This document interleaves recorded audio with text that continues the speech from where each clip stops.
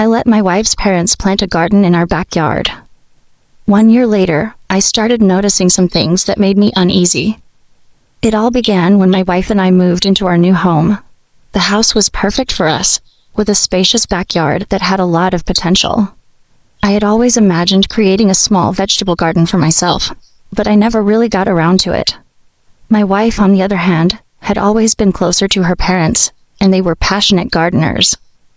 One weekend, they visited, and her father, a retired landscaper, excitedly suggested that they plant a garden in our backyard. I agreed, thinking it would be a nice gesture. After all, it wasn't like I had any immediate plans for the space. At first, everything was fine. Her parents came over a few times, and over the course of several weeks, they transformed the backyard into a beautiful garden. They planted everything: flowers, herbs, and even some vegetables. My wife seemed genuinely happy, and I didn't mind the extra effort they put into it. It was nice to see her parents so involved, and it added a vibrant touch to our yard. But as the months passed, I started noticing things that made me uncomfortable. Every time I walked into the backyard, I couldn't shake the feeling that the garden was different. The plants grew at an astonishing rate, and there were always certain areas where the plants looked unusually thick. It was as if they were spreading faster than they should. I dismissed the thought as paranoia, telling myself that it was just the natural course of things. Then, one evening, I was sitting in the kitchen when I saw something strange out of the window. My wife's father was standing in the garden, but it wasn't like before. He was kneeling by one of the bushes, whispering to it. I couldn't make out the words, but there was something unsettling about the way he moved, as though he was communing with the plants. I brushed it off and tried to ignore the feeling of unease creeping up on me.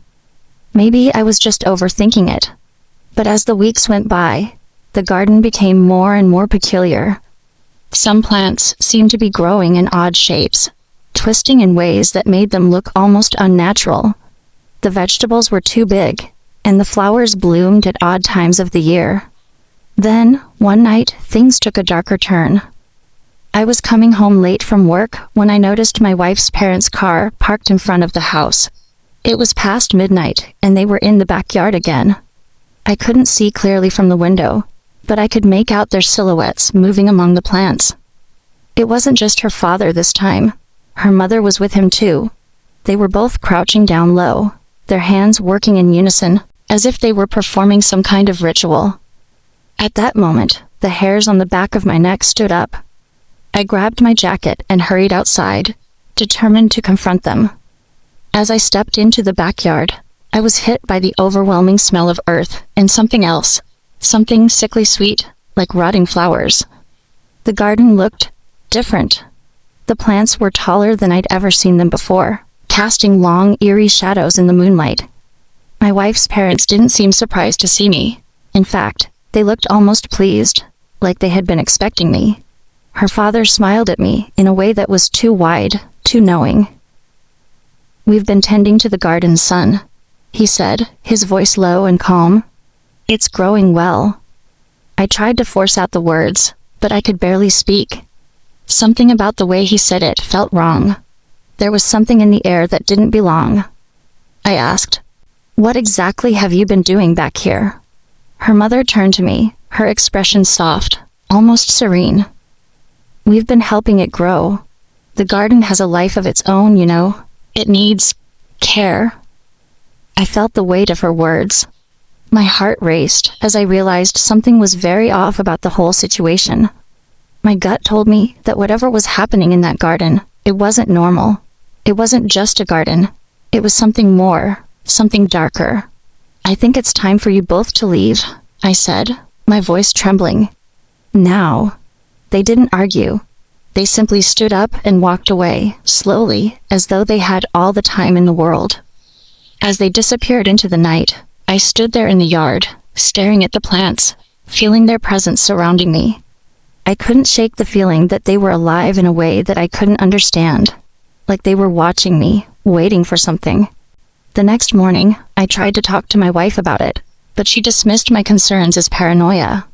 "They're just doing what they love," she said. "It's just a garden." But I couldn't let it go. The plants, the way they grew, the way her parents acted. It all felt wrong. And I started to wonder if they had planted more than just flowers and vegetables in that garden.